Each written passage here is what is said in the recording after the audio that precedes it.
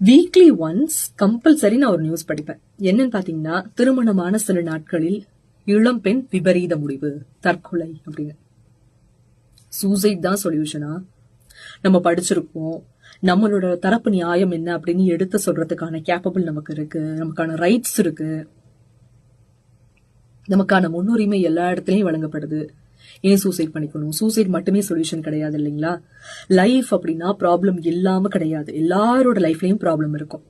அந்த ப்ராப்ளத்துக்கு ஒரு சொல்யூஷனும் கம்பல்சரி இருக்கும். அந்த சொல்யூஷன் என்னங்கறத நாம தான் உட்காந்து யோசிக்கணுமே தவிர சூசைட் தான் அதுக்கு சொல்யூஷன் அப்படிங்கிறது கிடையாது. சின்ன வயசுல இருந்து நம்மள கஷ்டப்பட்டு பார்த்து ஒவ்வொரு விஷயமும் செஞ்சு நம்மளோட சந்தோஷம், நம்மளோட வாழ்க்கை தான் அவங்களோட வாழ்க்கை அப்படின்னு சொல்லி ஒவ்வொரு பேரண்ட்ஸும் அவ்வளோ சாக்ரிஃபைஸ் பண்ணிருக்காங்க. அத கொஞ்சமாச்சும் யோசிச்சு பார்க்கணும்ல. இப்படி நமக்காகவே வாழ்ந்து நம்ம மட்டும்தான் அவங்களோட உலகம் நினைச்சிருந்த நம்மளோட பேரண்ட்ஸ்க்கு நாம இல்லாத நாட்களை எப்படி கடக்க முடியும் அப்படிங்கறத யாராச்சும் ஒருத்தர் யோசிச்சிருந்தோம் அப்படின்னா இந்த மாதிரி ஒரு விஷயம் வரவே வராது. தயவு செய்து இதுக்கப்புறம் எந்த மாதிரி இந்த ஒரு தற்கொலை அப்படிங்கிற முடிவை எடுக்காதீங்க. எந்த விஷயமா இருந்தாலும் பேசி தீர்த்துக்கலாம். அதுக்கு அடுத்தது நான் ரொம்ப பிளேம் பண்றது யாருன்னா சொசைட்டி. ஒரு பொண்ணு பிரச்சனைன்னு வந்துட்டா நீதான் காரணம், நீதான் பிரச்சனைக்கு காரணம், நீ அப்படி இருக்கணும், நீ இப்படி. தயவு செய்து பிளேம் பண்ணாதீங்க.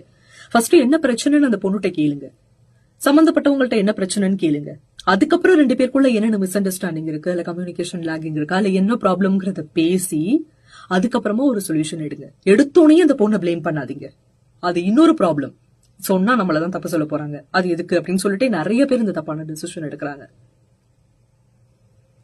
திரும்பவும் சொல்றேன், மாதத்துல 5 நாட்கள் நம்ம படாத கஷ்டமோ, நம்ம தாங்காத வலியோ நம்ம பெருசா நம்ம லைஃப்ல புதுசா ஃபேஸ் பண்ண போறது கிடையாது.